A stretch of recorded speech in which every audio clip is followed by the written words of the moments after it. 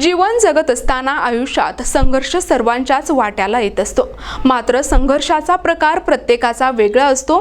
त्यामुळे आलेल्या संकटांवर मात करून त्याच्यातून मार्ग काढणे हे उचित असते, असे प्रतिपादन नळदुर्ग पोलीस ठाण्याचे सहाय्यक पोलीस निरीक्षक स्वप्नील लोखंडे यांनी व्यक्त केले आहे। तुळजापूर तालुक्यातील इकरा फाउंडेशन नळदुर्ग आणि vision for youth foundation Pune यांच्या वतीने आयोजित career guidance and motivation seminar प्रसंगी बोलताना व्यक्त केले। या कार्यक्रमासाठी प्रमुख वक्ते म्हणून नाशिक येथील मोटिवेशनल स्पीकर आसिफ शेख यांनी आपले मनोगत व्यक्त करताना सांगितले की स्पर्धेच्या युगात शिक्षण घेत असताना विद्यार्थ्यांनी आपल्या डोळ्यासमोर मोठे लक्ष ठेवून जिद्द आणि चिकाटीच्या बळावर अभ्यासावर लक्ष केंद्रित केल्यास हमखास यश संपादन करू शकता। मात्र त्यासाठी शिक्षकांसोबत पालकांनी देखील आपल्या मुलांवर विशेष लक्ष देऊन त्यांना घडविण्याचे काम करणे गरजेचे आहे।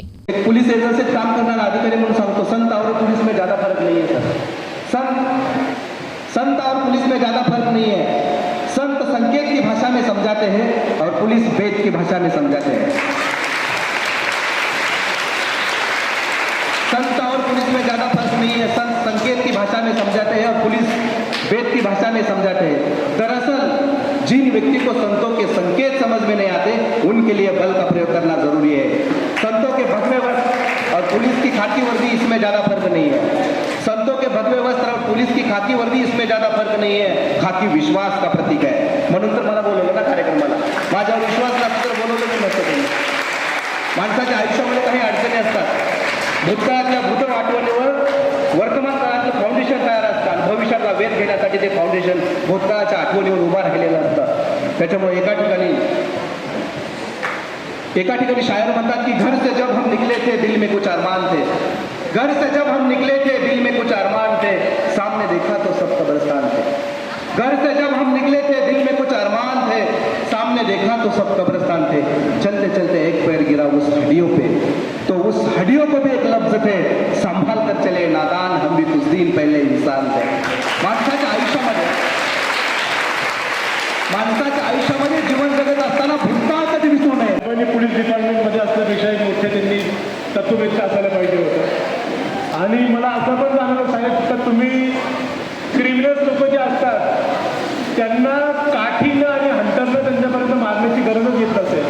सरांचे विचारच इतके अतिशय उच्च प्रतीचे विचार आहेत सरांचे, तर समोरचा जर त्यांचे विचार त्यांनी जर ऐकले तर तो सगळ्या प्रकारचे अपराध करणं सोडून देईल, असे विचार सरांनी इथं मांडलेले आहेत। आणि मी आतापर्यंत सर महाराष्ट्रात बऱ्याच ठिकाणी मुलांना, विद्यार्थ्यांना आणि पालकांना मोटिवेशन म्हणून स्पीच देत असतो, परंतु आज माननीय लोखंडे साहेबांना भेटून असं वाटलं तर मला कुठेतरी मोटिवेशन सरांकडून मिळत आहे। धाराशिव जिल्ह्यातील ऐतिहासिक नळदुर्ग शहरामध्ये या ठिकाणी विद्यार्थ्यांना करिअर मार्गदर्शनाच्या माध्यमातून या ठिकाणी विद्यार्थी ग्रामीण भागापासून शिक्षणापासून वंचित आहे, हा विखरलेला समाज एकत्र करून या ठिकाणी अखंड महाराष्ट्रामध्ये या फाउंडेशन काम करतो, जेणेकरून वंचित आणि पीडित या विद्यार्थ्यांना मार्गदर्शन कसं मिळेल आणि या विद्यार्थ्यांना म्हणजे कसं करिअर घडता येईल, आपल्या शिक्षणाचे पाऊल कुठेतरी पुढे पडावं या उदात्त हेतून या ठिकाणी या संस्था फाउंडेशनच्या माध्यमातून तुम्ही काम करताय। काय भविष्यासाठी संकल्पना आहे, काय युवकामध्ये आपण बघताय, त्यासाठी तुमचा हा अजेंडा काम करतो? मी Asif Shaikh, career counsellor and motivational speaker, Nashik. आज इकरा फाउंडेशन नळदुर्ग आणि vision for youth foundation Pune त्यांच्या विद्यमानं करिअर गायडन्स अँड मोटिवेशनल सेमिनारचं आयोजन नळदुर्ग इथं करण्यात आलेलं आहे। यामध्ये विशेष म्हणजे ग्रामीण भागातील जे मुलं आहेत ते शिक्षणापासून वंचित राहतात आणि त्यांच्यामध्ये करिअरबद्दलची माहिती नसल्यामुळं किंवा शिक्षणाबद्दलचं त्यांच्यामध्ये तेवढं जागरूकता नसल्यामुळे आणि पालकांमध्ये सुद्धा जागरूकता नसते, त्यामुळे मुलांचं उच्च शिक्षण व्हावं याकडे पालक देखील लक्ष देत नाही आणि मुलांना जे आहे तर लहानपणापासूनच ते काम करायला आणि मोलमजुरी करायला लावून देतात। अशा वेळेस मुलांना, विशेषतः ग्रामीण भागाच्या मुलांना शिक्षणाबद्दलची गोडी निर्माण व्हावी आणि त्यांनी शैक्षणिक दृष्टिकोनातून आपली प्रगती कशी साधावी आणि त्याचबरोबर देशाचं कसं त्यांनी नावलौकिक करावा, यासाठी इथं आम्ही हे कार्यक्रम आयोजित करण्यात आलं आणि यामध्ये मला प्रमुख वक्ता म्हणून बोलवण्यात आलेलं आहे।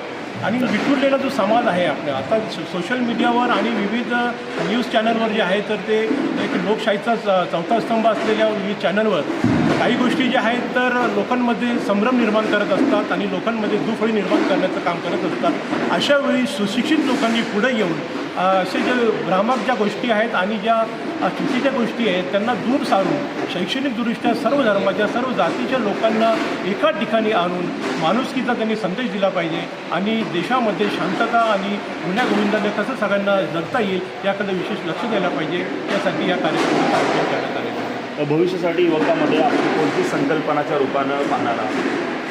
भविष्यामध्ये आम्ही मुलांना त्यासाठीच तयार करत आहोत की आपण लहानपणापासूनच IAS, IPS, IRS, IPS अशी मोठ्या ज्या आहेत UPSC थ्रू होणाऱ्या ज्या परीक्षा आहेत त्या परीक्षा द्याव्यात आणि या मोठ्या परीक्षा दिल्यानंतर आपण देशाच्या ज्या मोठमोठ्या ठिकाणचे जे पोस्ट आहेत भारत देशातल्या विविध पदांवर आपण तिथं जाऊन देशाची सेवा करावी.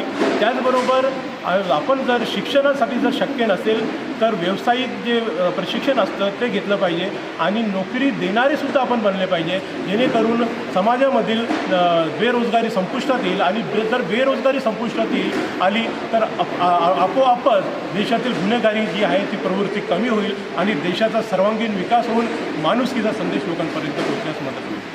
समाज जे आहे विखरले कुठेतरी मुस्लिम समाज जे आहे शिक्षणाच्या धोरणापासून लांब होताना पाहायला मिळत आहे. कुठेतरी त्यांची गुणवत्ता वाढावी या माध्यमातून युवकांना मुस्लिम समाजाला काय आव्हान करणार आहात? आम्ही फक्त त्यांना हे सांगू शकतो की शिक्षणाव्यतिरिक्त त्यांना काही पर्याय नाही आहे. तेच एक साधन आहे आणि तेच एक पॉवरफुल साधन आहे ज्याचा तुम्ही वापर करून हे जे प्रॉब्लेम्स आहेत जे कम्युनिटीमध्ये जे प्रॉब्लेम आहेत ते तुम्ही पूर्ण करू शकता. ग्रामीण भागातील असेल शहरा भागातील असेल हे जे युवक आहेत कुठंतरी शिक्षणापासून जे वंचित आहेत त्यांची शिक्षणाची गुणवत्ता वाढावी शिक्षणाच्या माध्यमातून ते उंच पदावरती जावं हा उदात्त हेतून या माध्यमातून या फाउंडेशनच्या माध्यमातून काम करताना पाहायला मिळत आहे.